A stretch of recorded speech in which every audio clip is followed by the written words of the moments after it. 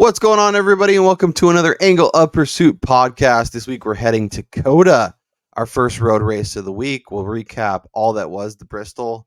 Was it a good race? Did we actually have fun, or was it just a lot of lead changes and a lot of discrepancy? Brian and I will break it all down. We'll talk betting card, we'll talk DraftKings, and we'll get you set for this week's race.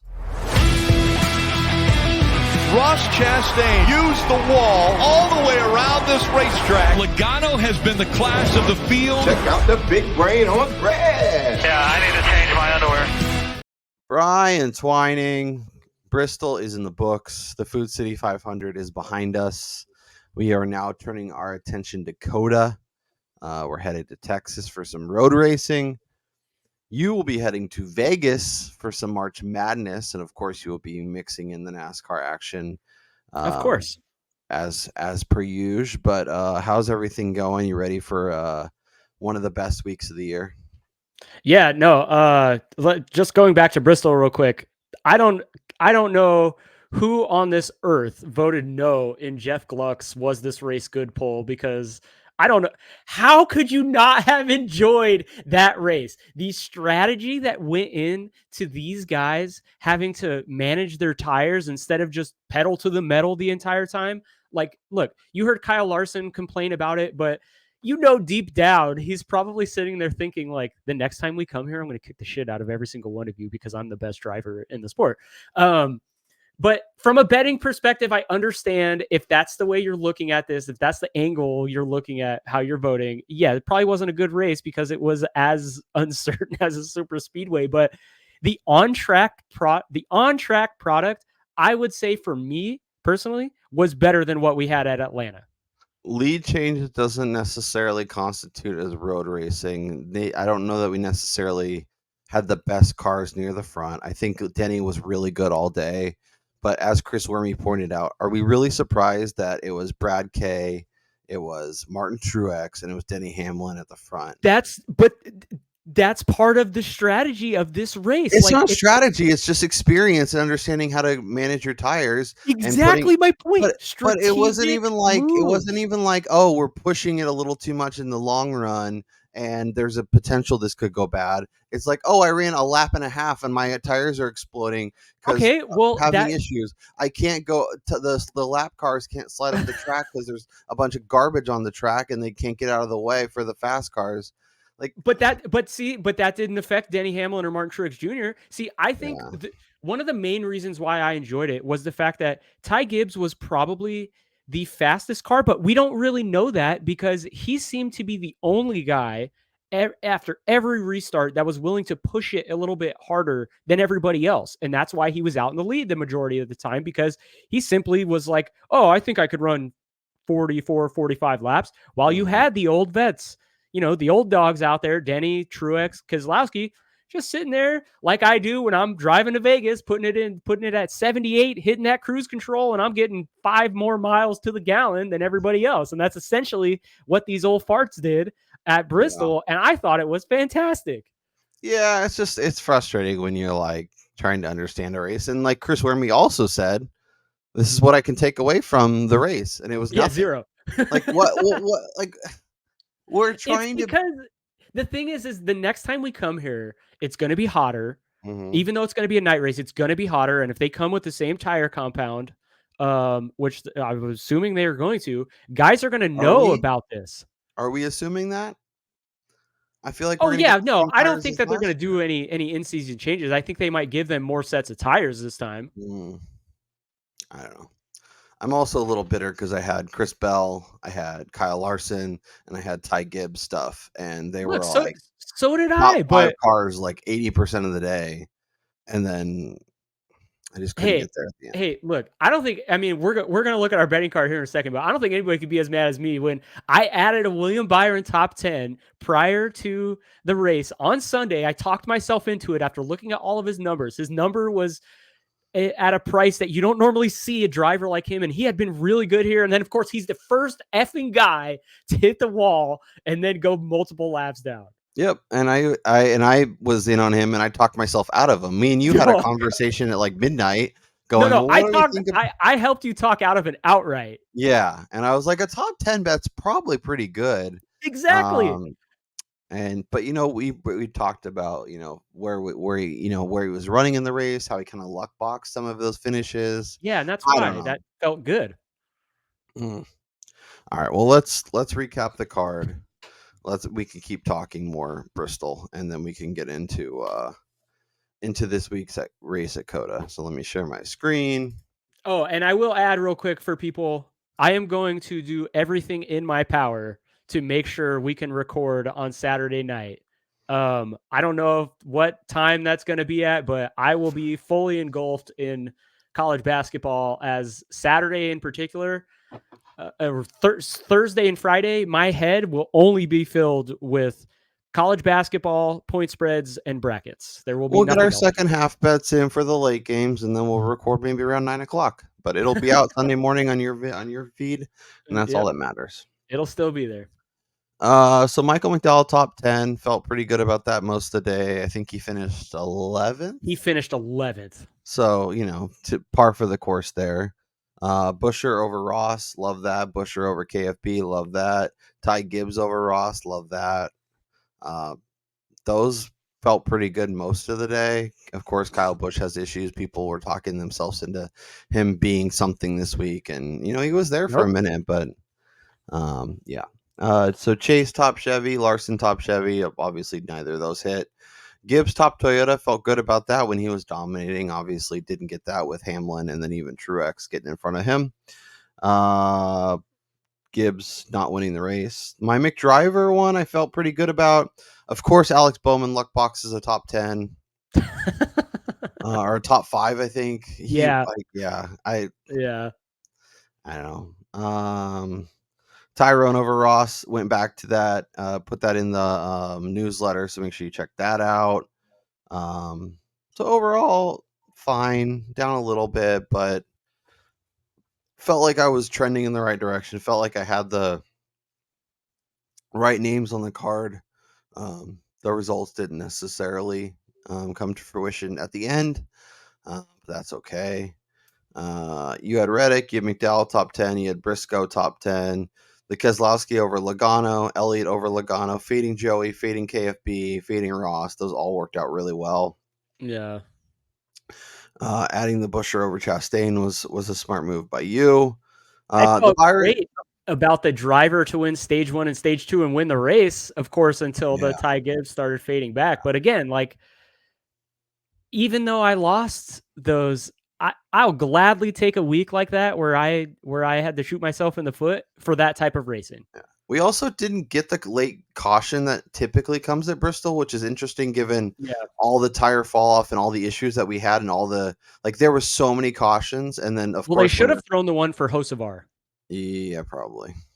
He was like a little if you've ever seen it on your local highway or freeway, it's like the car that's driving on two donut tires in the middle lane going like 45 when the speed limit is like 60 or 65. That's essentially what he was doing. He was a danger to society. That's a very San Diego thing. I don't know if that's something I see up here, but that happens here all the time.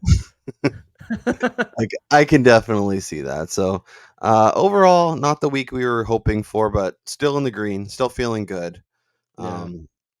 Excited about this week. I think there's going to be some opportunities, and I think with March Madness gathering so much of the book's attention, I think there's going to be opportunities for numbers to stick a little bit longer. So exactly, be monitoring. DraftKings, actually a good week on DraftKings. Obviously having Hamlin was one of the guys you needed, and then Tyrone Gibbs dominating all those laps, getting in the top 10 at the end. Solid week on DraftKings. This one put in the Busher 70, put 373 points. Finished 32nd out of 2,000 entries. $150. Pretty happy about that. Trying to remember what the entry was. I think it was like $5 or $10, something like that. So pretty happy with this result. I like this lineup quite a bit. From a ownership standpoint, getting to McDowell, like he could have had an even better day. Hocevar was actually fine. Like we could have gotten a little more out of him, but at sub sub 6K, I'm not going to complain about that result. This one was also a decent lineup. Kyle Larson, Josh Berry, man. Josh Berry had a solid day. Priest had a solid. Priest was, I think, one of our better calls. I wrote up I kind of cheated, but I took all of SHR for DraftKings. I saw that on the newsletter, and I thought, it's kind of, there's opportunity here. There's guys starting in the back that could be values, like Brian Priest, guys near the front that could be decent. Barry could have even had a better day, but fine. Stenhouse his way out of it. Gibbs was awesome, as I mentioned. Blaney was underwhelming. If this was Denny Hamlin, we would have done even better. And then Kyle Larson. So this is our mid-pack race, and then this is our dumpster fire one. Bell, Blaney, Chastain. Chastain was actually fine. I mean, he was starting 36, so getting anywhere near the top 15 was really good. Yeah. Briscoe fell off. Gragson really fell off. And then Priest. So this is very SHR heavy. So, but a decent week. It was nice to hit this one and make some money over on DraftKings. So happy about that. Definitely. Any takeaways before we turn the page and look at this week's card and potential outrights? Say that again. I said, did you have any other DraftKings thoughts before we turn the page, look at outrights, and start talking about this week's card? Yeah, I mean, obviously, like you referenced it already, but Chris Wormy said his tweet about what we learned this week, and then I responded with somebody said absolutely zero. When we come back here in the fall, assuming everything stays the same, it's going to be hotter. I think you're going to have to look at the same players in terms of who's going to be good here. Like I think there's going to be direct correlation between this race and that one in terms of who we think is going to be able to perform, because who's good at managing tires, and then whose car was fast. So you kind of have to take those two together and build off of that. And I think, KFB for the time being, no matter where we go, he needs to be thrown back down into like the middle tier of guys, because that team is just crap right now. Yeah, I'm also curious to see, like, does someone like Byron, who is so good at sim racing and figuring things out, even a Larson, like, do they go in with a lot more information and able to manage tires and able to do things a little bit differently? Does Ty Gibbs, who even looked awesome, figure out a way to, like, hey, I have smart guys in my garage, let's learn a few things and take some of that speed and combine it with some of their knowledge and figure stuff out. So I am curious to see if that happens. But yeah, we'll see how people react, because people could overreact and say it's all old dudes and then the younger guys figure stuff out, or people could throw this out completely and then the old dudes can dominate. But we'll have time to diagnose that. Plus, it'll also be closer to the playoffs, so there'll be some people taking a little more risk. There's going to be a lot more variables. Very true. Yeah, there's going to be a lot more storylines when we come back in the fall. So, but let's talk COTA. Let's talk about the first road course of the year. Obviously, not all road courses are created equal. Sonoma and COTA and Watkins Glen and even the in Charlotte, the Roval, like, they're all so different that you can't really combine them. But COTA is a fun one. I think it's an interesting one. Tyler Reddick is the favorite by a sizable margin. Obviously, we talked about this, that this was the expectation, and I'll start by saying the fact that stage breaks have returned, I have zero interest in betting anybody at 4-1 at the top of the board. Yeah, it'll be interesting because it does throw an extra wrinkle, and then we have Chase Elliott right behind him. We talked about him, I think, the last couple weeks when we were getting excited about him as someone who would be among the favorites here. And then we dive into double digits. Books are giving us some decent numbers on kind of these mid-range guys. So we have Ty Gibbs, Kyle Larson, SVG is back this week. We have some of the road course ringers, which will be fun. Ross Chastain, William Byron, Martin Truex, all at that 12-1. Then we get to Dinger, Kyle Busch, Michael McDowell, Daniel Suarez. There's a lot of names all kind of squished inside that 20-1. So I guess for you, Brian, if we go, basically from anyone not named Tyler Reddick down to 20-1, who's the most interesting and who are you potentially looking to add to the card this week? Well, I think if we're looking at Caesar's numbers in particular, I don't hate going all the way down to almost the bottom and just throwing a dime on McDowell and Daniel Suarez. Trackhouse has been incredible at COTA since we started coming here. I mean, Ross Chastain's like the only guy in the sport with 3 top 5s at this track, regardless of stage breaks or not. And then Suarez, for what it's worth, he's also been pretty damn good here. So I don't hate them. And then when you have Shane Van Gisbergen sitting at 12-1, the third car in that team, just is expected to win here. Look, why pay up when you can get Suarez right now at 18 with the uncertainty of the stage breaks returning and the fact that we've also moved the restart zone. So like there's a lot of stuff coming into here this weekend that we haven't seen, that we didn't see last year. We didn't see in the first iteration in the next gen car either. So I'm a little bit timid to get into like the top of the board this week, this early. I am greatly anticipating stage matchups if we get them, because if you follow me on Twitter, I responded to something Skybox said with a little question I asked Michael McDowell, and you probably saw my thing with Tyler Reddick asking about the stage breaks and then basically acknowledging if you're going to win the race, stage 1 is a complete non-factor for them. They will absolutely always pit ahead of the stage and sacrifice stage points. And that's definitely something that we can leverage in betting this week if we get stage 1 matchups. Yep. And paying attention to non-real contenders might give us an opportunity to hit some nice numbers on some stage 1 winners. I am adding Ross Chastain, who is currently 16-1 at BetRivers. I know he's 14 in a lot of places. I don't think I really love the 12. No. But if you can get 14 or longer, I think that's great. Was first in total speed at COTA in 2022, was 4th here last year. Looking at kind of just his expectations at COTA, has the best average driver rating over the last 3 races. That includes a race in the Chip Ganassi car where he was able to pull a 4th. So been able to be really good here despite equipment. So the fact that we're getting him way down here and as long as 16-1, he's somebody that I jumped all over. S to VG, go ahead. I was just going to add, if you have access or if you're up on our favorite offshore that starts with a BOV, Chastain and another guy that I'm looking at this week, which we did last year at Sonoma, is Mark Truex Jr., are both at 16-1 as of recording right now. And they've both been hit by me on there.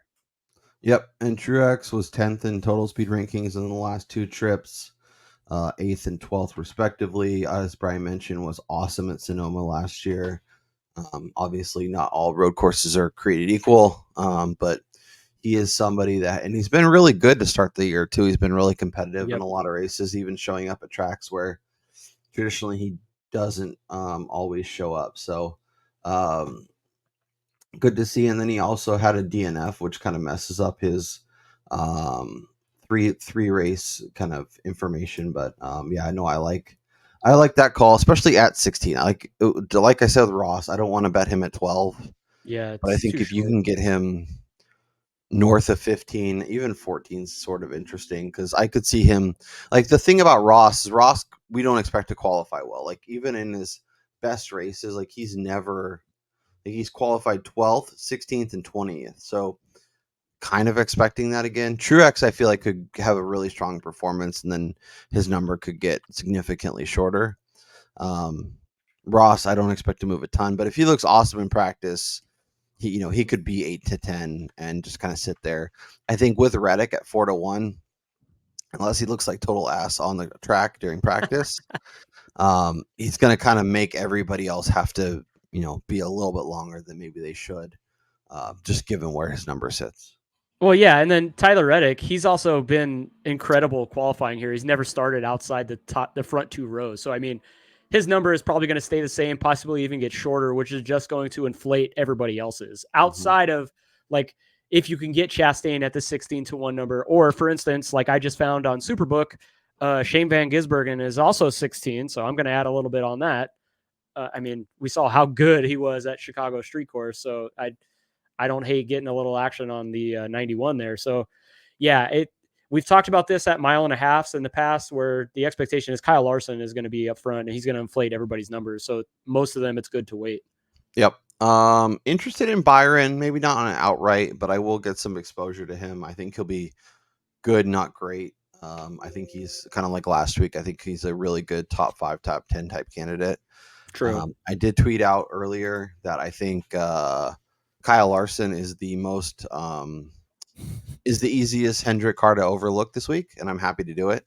I think he's I like I don't get like I know Kyle Larson's an incredible driver, but like at COTA, his like he obviously he had second in 21, but he was 29th in 22. Obviously was fifth after stage 1, and then was kind of a mid-pack car all year, all week, or all race last week, or last year. Well, and then I think it's also important to realize, like, we've gone to 2 consecutive short tracks, Phoenix and Bristol. I know Bristol was running in the 1.5, but I think the Toyotas really found something with their downforce at these types of tracks. And then I think it's really going to pay off here at road courses as well. So, I mean, again, that really pulls me back to Mark Truex Jr. And then I don't hate Denny either. Yeah, I was like, just thinking that. He qualified incredibly well at road courses last year. Like, we hit his qualifying numbers multiple times. And yeah, we'll have to look at qualifying to see if we can get some potential value. I think, but he's somebody that could pull it coming off of a win, and then all of a sudden that 20-1 is 8-1. So if you want Hamlin exposure, I think this is the time to grab it. I mean, he's not great here by any means, and there are drivers that are much better than him, but he's probably going to qualify near the front. And if the Toyotas have made the improvements that we believe they have, he could be a little bit better, and all of a sudden that's something that puts him near the front. Yep. I think I'm gonna do it, and I hate it, but Alex Bowman is gonna be in my sights this week. This dude's been good. He's but he's not a winner. Well, and maybe I don't take the outright, but the 25 is compelling. He's 4th in speed rankings for and he was 4th in 22 and 5th in 23.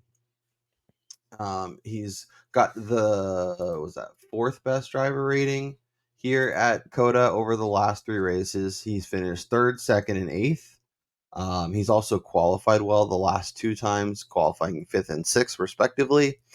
So I'm a little interested in Bowman. Maybe he's a top 5 bet, a top 10 bet.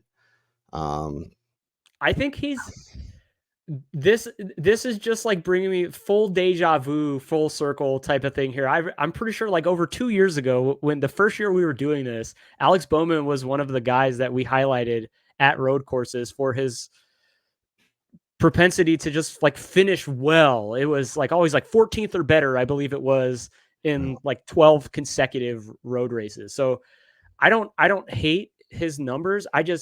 It's just hard to get to somebody like him who we haven't seen win in God knows how long.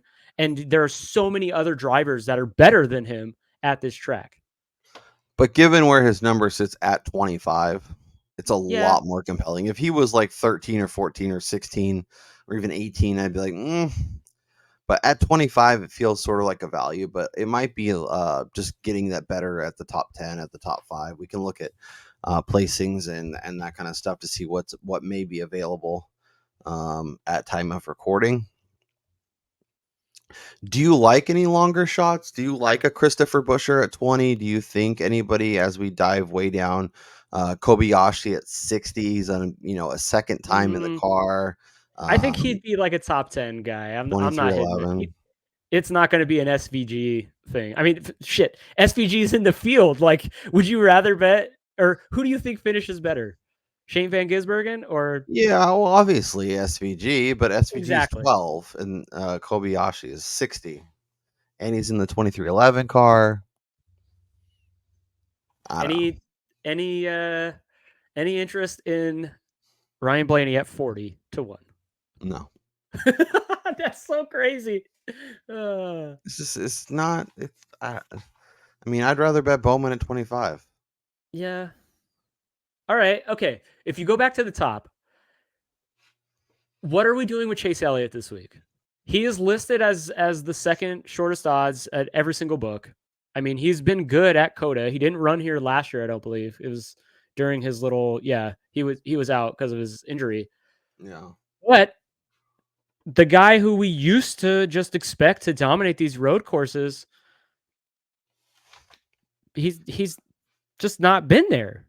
So let me play a game with you, and you tell me who you'd rather bet, and we'll Okay. and we can play and see if he is where we think he should be. So would you rather bet Chase Elliott or Ross Chastain?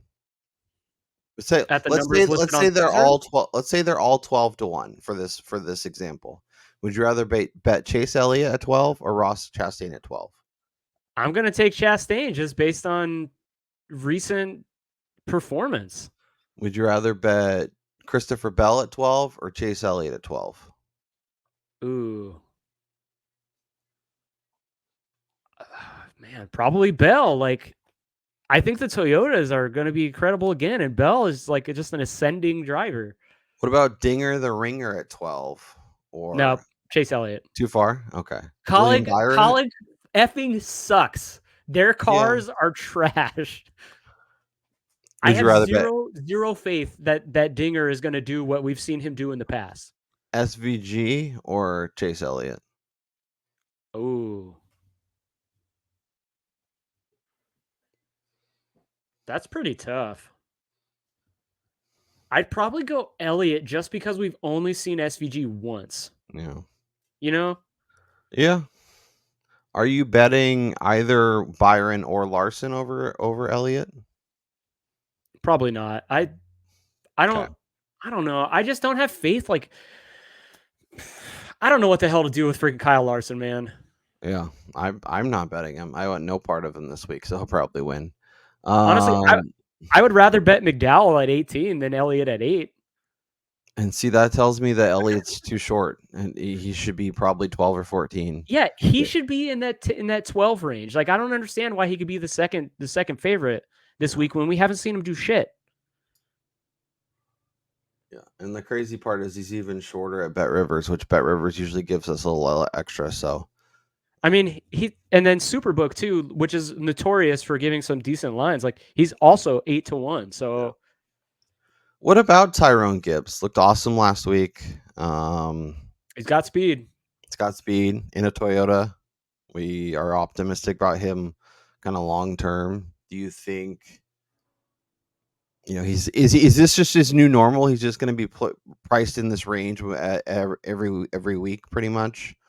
Anywhere that he's ever shown success, like short, mile and a half speed track. Like it seems like this is where he's going to be. Like he never even actually won, and he's already being moved up and squeezed. I know, it's wild. He's kind of like Xander Schauffele of the golf. He's just kind of there, even though he doesn't win. Yeah. Look, I'm not betting Ty Gibbs at this number at a road course just because, again, going back to the Tyler Reddick situation, Reddick is probably going to put this on the front row. And even if Ty Gibbs also puts it on the front row, Reddick is going to go off at 3.5, and Gibbs is probably going to float or sink down to maybe that Elliott range, 8. Because if Elliott, Bell, Larson, if any of these guys in that 10 to 12 range also put it inside the top 10 for qualifying, and their numbers are anywhere near what the pole sitter Tyler Reddick's are, you're not going to get any of these dudes' odds plummeting for very much as opposed to what they opened at. So, like Gibbs, let's wait and see what we see in practice. Let's wait and see what we see in qualifying. And if he has an incredible car, I'd rather hit him at 8 than at 12, and then him come out and just look like absolute dog crap and have to start at the back of the pack. Yeah. I think that all makes sense. So as we sit here right now, Tuesday, who Who is on your betting card for the outrights? So if you go to the BOV, I have Martin Truex Jr. on there just because he's 16. I'm not betting that at 12. So do not bet Truex at 12. Honestly, don't bet anybody at 12, in my opinion. So for the show, I got Chastain 16 at Bet Rivers, and then I'm hitting SVG at 16 as well at Superbook. Okay.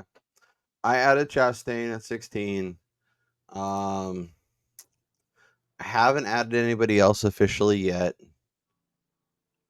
Gibbs is sort of interesting. Hamlin, just based on what we talked about, I think is interesting. Bowman at a longer number, I'm sort of interested in. I don't know.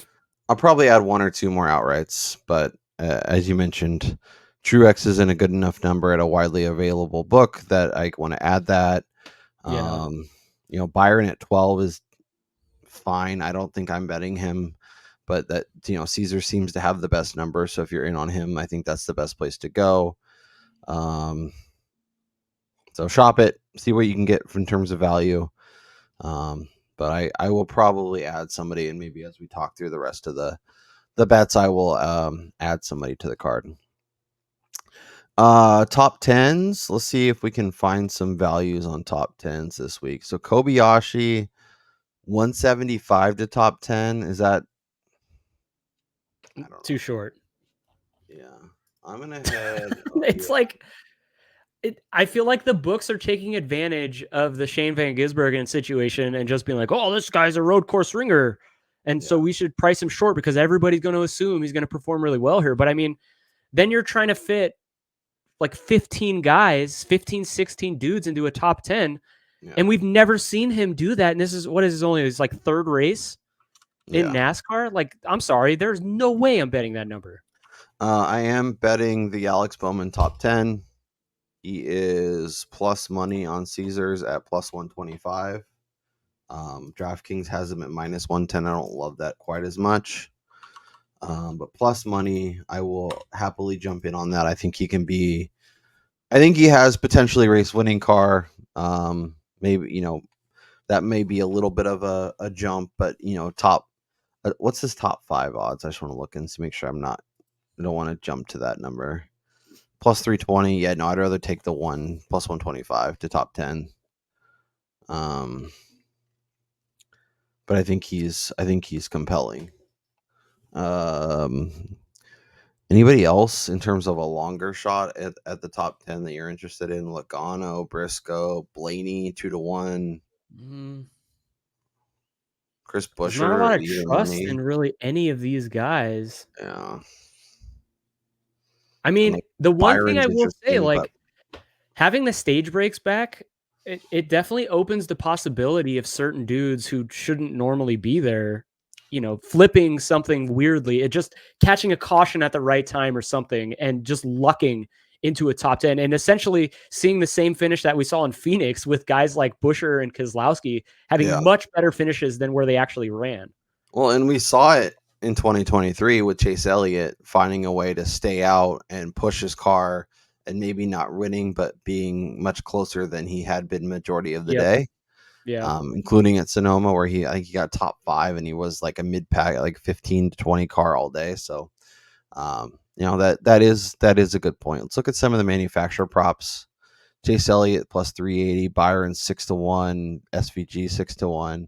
Chastain 6-1 to be top Chevy, I think is really interesting, and I'm actually I like that a lot. Gonna add that.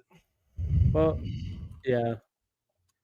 Let's see. Yeah, I'm shopping to see if anybody else has that. Yeah, look for the best number because I'm sure BetMGM or maybe Super. Oh, Bet Rivers is still kind of slow. They're slow playing the market this week. Yeah. Interesting. Let's see here. Look, if you want to bet a best bet of the century, I don't know if this is available anywhere else, but Bet Rivers has any driver to win both stage 1 and 2 and win the race.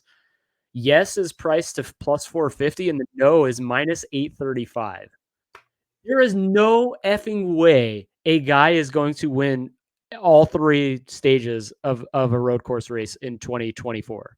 Yeah, but at least they're Like- giving us both sides of it. Usually with that, they'll give us like 3-1 on the yes and then not give us the no. So I give them like, props for that. I mean, if you have a shit ton of money, I do not hate betting the no on that. And I'm guessing you can't throw that into parlays either. So that's cool. Of course not. All right, so I added Ross. Are you adding any top Chevy bets? Oh, sorry. I was in my own little world. It's okay. Do your thing. I like when your head runs off because we end up finding cool bets and getting excited and finding value. I like the Chastain number, the 6-1, but Bowman at 14 is kind of interesting. what is his top 3? Oh, Like I'd much rather bet Bowman at 14-1 as a top Chevy than 25-1 to win the race. And I guarantee you, as a top like 3 bet, like there's no way you're getting that number on him. yeah, and it looks like we're both going down with the Watermelon Man this week because that top Chevy price is really good, especially when you consider his top 3 number is only like 3-1. Bowman's top 3 number is 7. His top Chevy number is 14. Well, I mean, at least they're doubling it up. But if you take the one thing that I'll say though is that if the Toyotas have really become like the manufacturer, there's a legit possibility that the top Chevy is finishing 4th, 5th. That's what I'm saying. Yeah, like you're getting more wiggle room and double the number. Yeah, I like that a lot.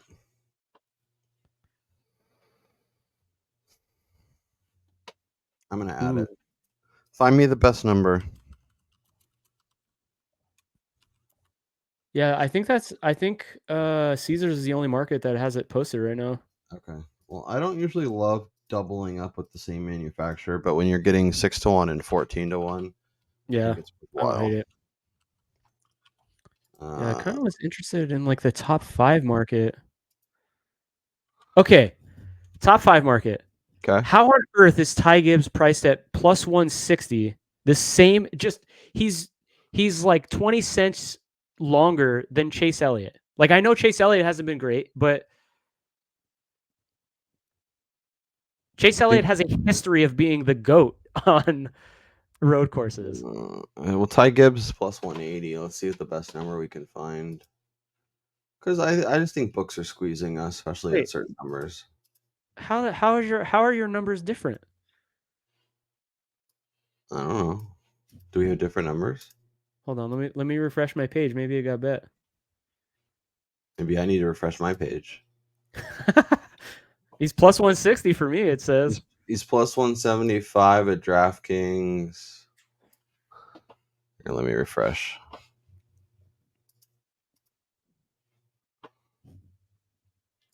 Top fiver, right? Oh yeah, he's plus 160. It moved. Boom. He's 175 at DraftKings, so you can grab that if you want it.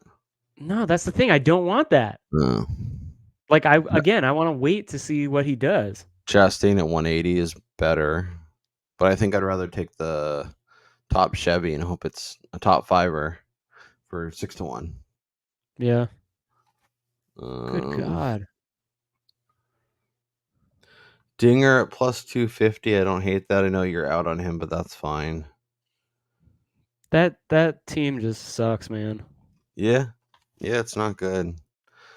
There's a reason they're kind of falling out of consistent rides. Yeah. Go ahead. They really squeezed the top 10 market this week, in my opinion.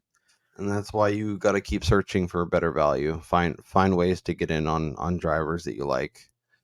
You know what though? What? Because it's the only. Yeah, I'm gonna add the McDriver top 10 at minus 110. I'm not a huge fan of it, but I think he's consistent enough. He showed last year what he could do at road courses in the middle and towards the end of the year. And then now that again they've taken the next step up with the Penske Alliance, like I think he can produce a decent thing and possibly even qualify well, which could have this number slipping. Well, and he's shown the ability to qualify well majority of the season, so I like that. What is he? What'd you say? He's minus 110? Yeah, he's minus 150 at DraftKings. So that's Yeah, well, I think DraftKings top 10s are pretty short. They're shitty. Yeah, they don't want you to make money off of those. I mean, okay, perfect example. McDowell's the favorite to be the top Ford. Yeah. So I might just bet that plus 275. Yeah, I like that a lot better. Yeah, I'm gonna. Well, Because like the only one that really scares me, and it's not even really, is is Austin Spindrick, and no, if that mother screws up like these bets, I'm gonna be so pissed. he's gonna do it. He is 5th in over speed rankings. He was 4th in 22. And he was I'm just gonna hit both. 8th in 23. F that guy. Oh yeah, no, he's a total dumpster fire. But Ooh, we have fastest qualifier. okay. But in terms of top Toyota, I don't think I'm betting any of these, just because I think if you are top Toyota, You're winning the race. probably winning the race, yeah, or Yeah. really close. Reddick, I'd rather bet Reddick at, well, I don't know, Reddick at plus 130 at top Toyota. That's pretty nice because then you're given the possibility that he doesn't win. Yeah, he gets second or third. My Especially only if you worry though is that he does seem to have a little bit of a temper. yeah. And like, what if he's just so pissed at the end and he's trying to push it so hard he Spins wrecks? out like Dinger did a couple of years ago. Yeah. Yeah, that's fair. Top Ford, yeah, I think it's McDowell or nothing. I don't trust any of these guys to actually be good.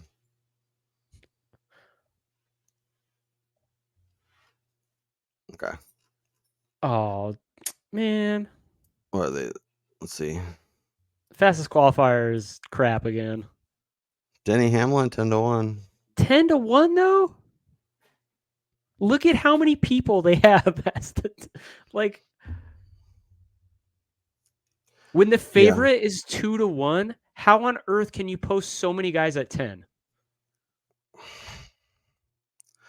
Yeah, I mean, because they don't want to get screwed. They know they're not paying that much attention. They know the limits are low, and they're going to squeeze every little dime they can. The one thing I would say is, if you're interested in potentially betting someone this week, go to the fastest qualifier market and figure out where they sit and see if that's a number you should jump on a little bit earlier, or if that's the number you should be patient on. Oh, wait Like a second. our guy Ross way down here at 12. I mean, Dinger at 12, I don't hate. Give me one lap out of that car. Yeah, but Cindric's at 6. Suarez, like you mentioned, 7.5. he's always qualified really good here. Bowman is 8. So another guy that if he qualifies as well as they expect, number could move. But also, like with someone like Bowman, what's he going to go to? Like 14, 15, 16? True.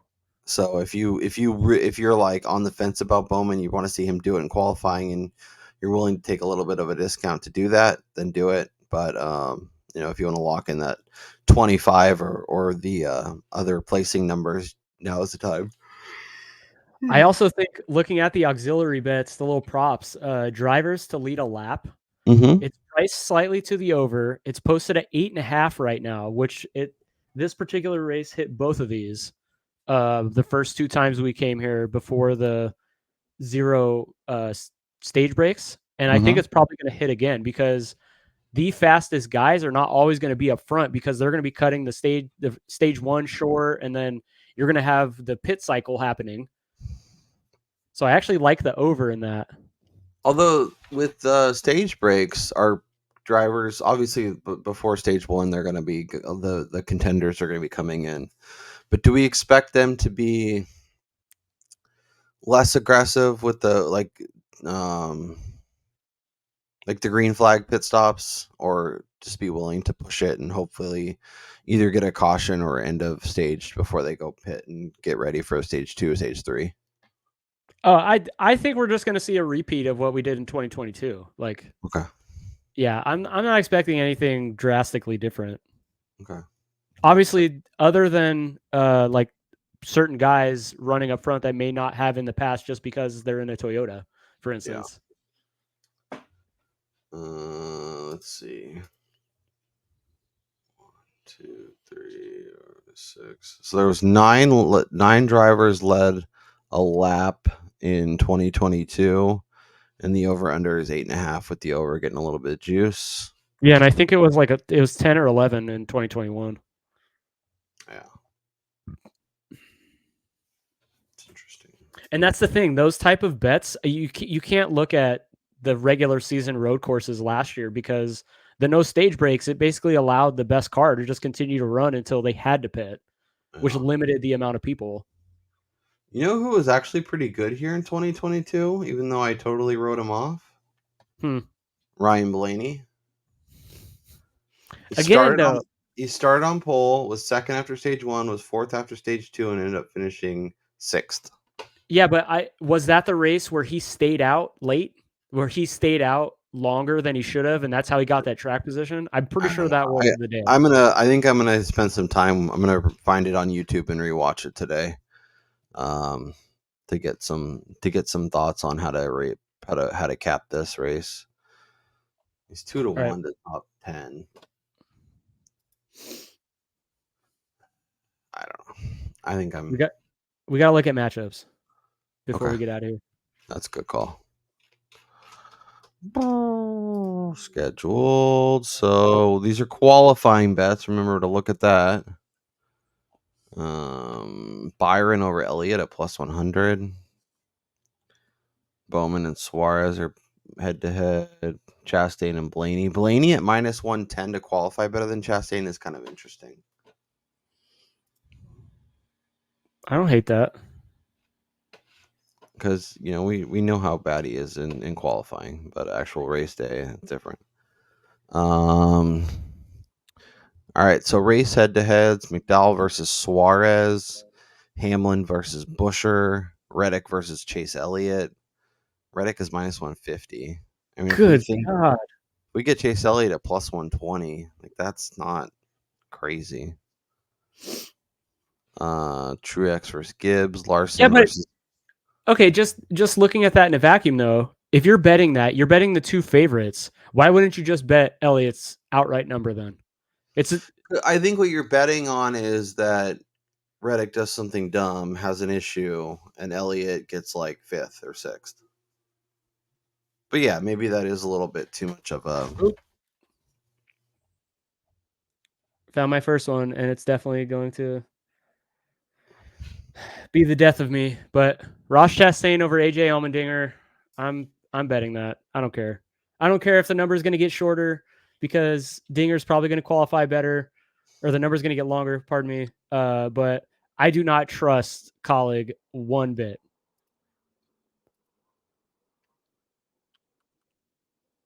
So apparently it's Alex Bowman week on my betting card, which is never fun. Always gives me the ick. But Bowman minus 110 over Austin Spindrick. Oh no. I already know what's I going to mean, happen. Cindric's definitely getting a top 5, and Bowman's going to be. I was just going to say, what's happening. It is the sad reality of our Austin Cindric. So if you like Reddick over Elliott, you can get him at minus 140 at Superbook. A little bit better of a number. Yeah.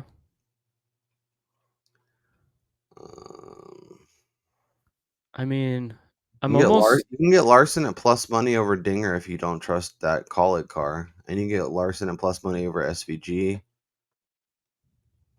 And get Larson at plus money over Gibbs. Oh yeah, see, I'm not touching the Gibbs or the Van Gisbergen.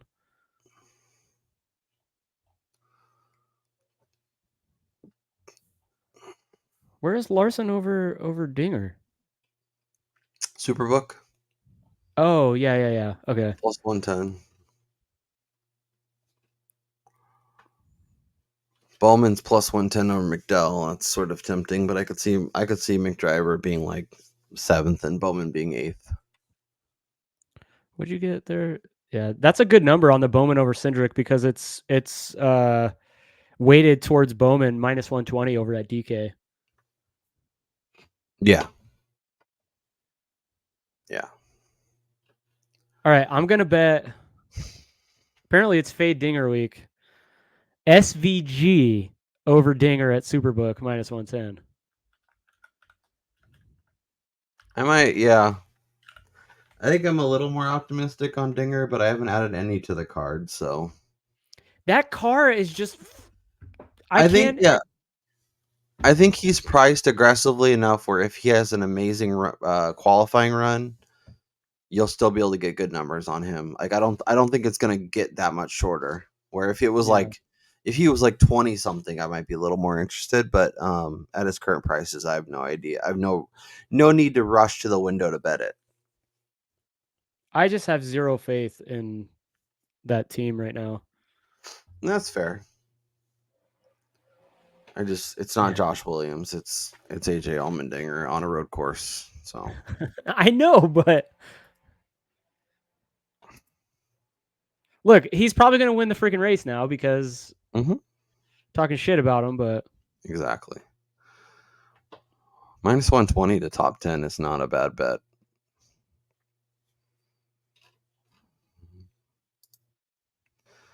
Don't you tempt me with a good time, AJ Allmendinger. Don't you do it.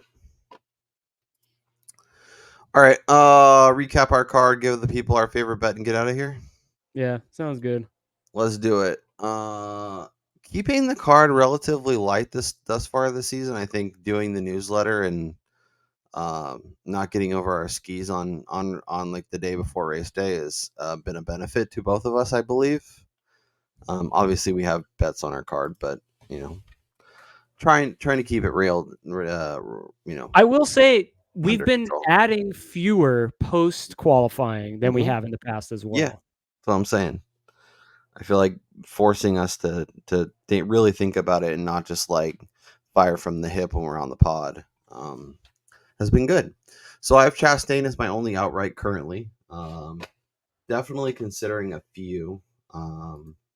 Probably closer to the top of the board, but those might be, post qualifying additions. Truex is interesting. I wish if you can get it at 16, with Brian said, I think it's fine. I think at 12, it's a little more wishy-washy. I could see myself potentially getting to Gibbs, but like I mentioned, he's probably priced a little bit shorter than he should, given the fact that he hasn't won a race. Yep. And then Denny's the only one that I'm really considering, but 20-1, I don't know. Look, we're all of this talk about value and the outright market, all this stuff. It could be completely moot if Tyler Reddick just he could lap the field and make all of our bets look stupid. So yeah, Bowman, it's Bowman week. Happy Bowman week. But Alex Bowman top 10, Alex Bowman top Chevy, Alex Bowman over Austin Cindric, and then I added the Chastain top Chevy. All over on Caesars. Obviously, shop it, find the best number you have access to, and see what you can do. Brian has Chastain outright. He has SVG outright, mostly because of the numbers. Chastain to top Chevy at 6. McDriver to top 10 at -110. McDriver top Ford at 275, which I actually like a lot. I probably should jump on that because he could get 9th and be the top Ford. Yeah, exactly. I'm gonna do that. I am going to do that. I almost feel his biggest competition is if this is going to be gross, and he's absolutely sucked this year. But Joey Logano, who can just be there and manufacture a decent finishing result. Yeah, stays out. Does the kind of what Chase Elliott did a couple like last year. Exactly. Stays out, pushes it a little bit, and knows he's not going to win, but gets like 7th or 6th or 5th. Yeah. And then you have Chastain over Dinger and SVG over Dinger as we fade the Dinger. Brian, what's your favorite bet as we sit here and look at the betting board on a Tuesday? It's probably going to be the McDriver top 10. Yeah, it's nice. I have a lot of faith in what we've seen out of this team so far this year. I know last week it didn't come to fruition in terms of his top 10 results, but a lot of that had to do with just the wackiness that happened. And like we said, you can't take too much away from the race. So I still think he is definitely among one of the better drivers this season, and he's going to be a threat every single week, and especially on road courses that we saw him really flourish last year. Yep, I like that. I like that a lot. I mean, my boring answer is Alex Bowman to top 10. I like that a lot. I think he'll be really strong. plus 125. The sexy answer is Chastain at 6-1. I think there's a lot of value with that number. I think he could definitely be in the conversation to win the race, as I bet him. I think he could be in the conversation for a top 3 or top 5 finish, which could be good enough to get that done. And at 6-1, happy to take that price. So this will be my favorite bet as we sit here right now. But I'm actually going to add another unit. So fade Alex Bowman at all turns because he's going to be out early, and I'm going to be kicking myself for betting so much on him. But that is all of that. Brian Twining, this was a lot of fun. Checked in on obviously Bristol, talked all that stuff. We will be back in your feed on Sunday morning, so make sure you are subscribed if you have yet to do that. We've been piling up subscribers as of late, and really appreciate everybody who's jumped on. Appreciate all the likes, appreciate all the views. It's really been an incredible start to the season for us, and we're really happy to have everyone on board. So make sure you are subscribed so you can get it in your feed on Sunday morning. Make sure you're subscribed to the newsletter so you can get that in your email on Sunday morning with our final betting cards. Kyle and I stay up very late producing these things. So yeah. And if there's stuff that you think would be helpful with that, if you've been reading it the past few weeks and you're like, this would be helpful, or if there's any other information you'd like us to include, feel free to reach out to us on Twitter. Or via email, and we are happy to always available. Look into that and potentially add that because Brian and I are trying to build that up into something that helps you guys when you're making your final bets on Sunday morning. So for Brian Twining, I'm Kyle Robert. Enjoy the race. Let's stack some tickets for the week. Let's also enjoy some March Madness, as it is a wonderful time, and the Masters is around the corner. Oh, it's a good time of the year. It's a good time of the year. For Brian Twining, I'm Kyle Robert. We'll talk to you next time.